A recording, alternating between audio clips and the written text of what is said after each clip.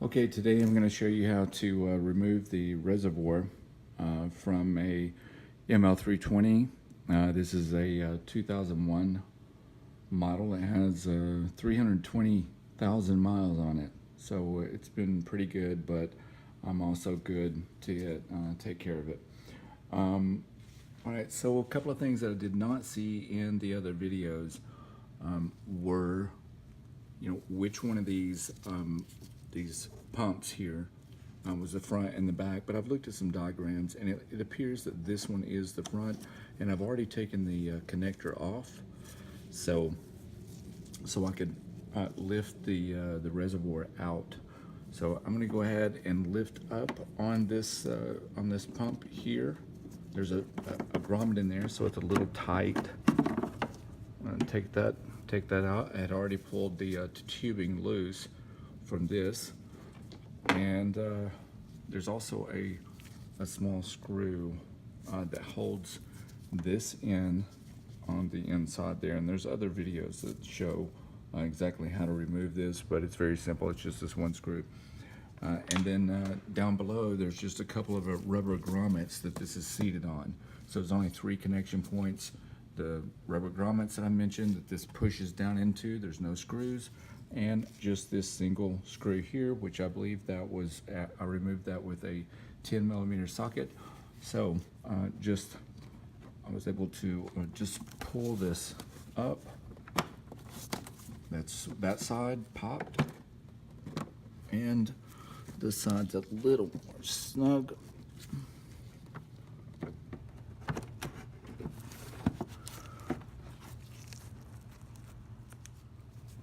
Okay, so I had to use both hands to pop that loose there.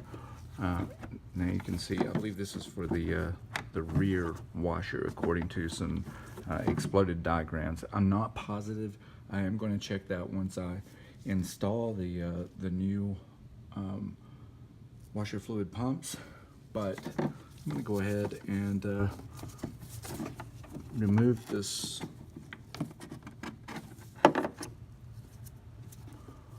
So there it is. And all you have to do to remove this this connector here is you have to push up, to pull up on this little tab right here. I tried pressing in originally, but it's sort of a press in and then up like that to get this to pop loose.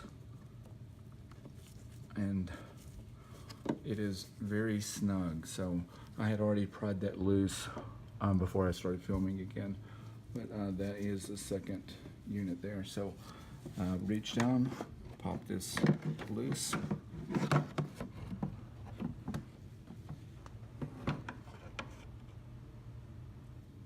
Okay, and you can just see there are the 2 grommets, and that's it. There's nothing else on this unit holding it in. Okay, so another thing, I'm sorry for moving the camera around, but this apparently maybe just vibrations over the years in the car, or the plastic weakening, as I had seen in some other forums. But I put some JB Weld epoxy on here, and I put it on there very thick. I cleaned it thoroughly, and I also scuffed it up with some sandpaper to make sure that it adhered really well. But it had split.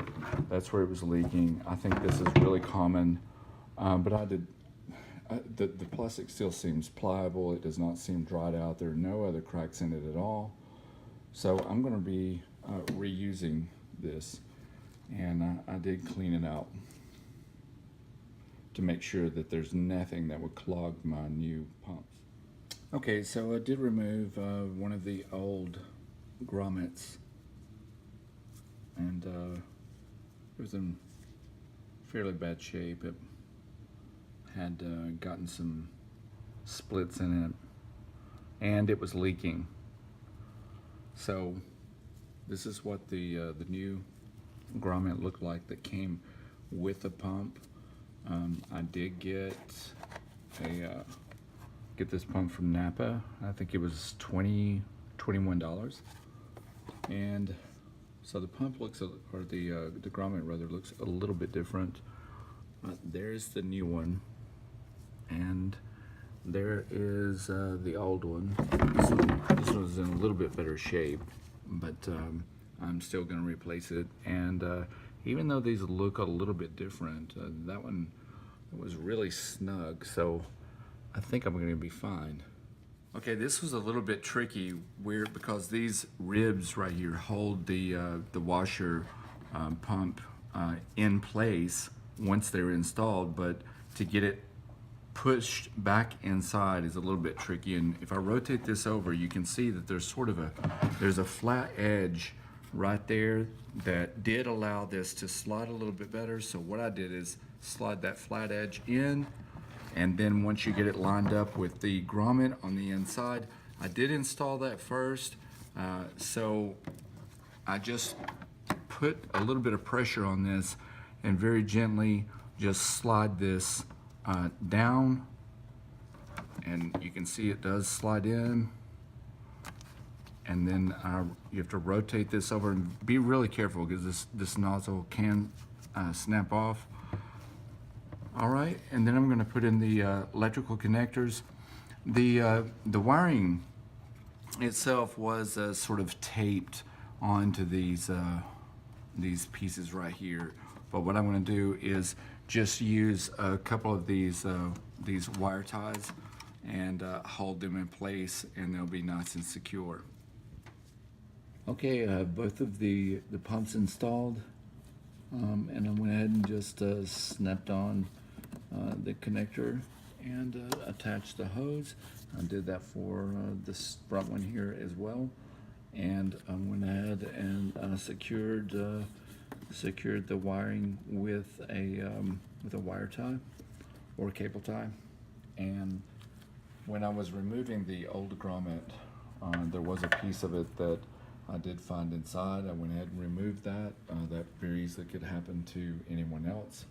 But I'm going to go ahead and put in some quality fluid, and should be up and running again. Okay, thanks for watching, and see you next time.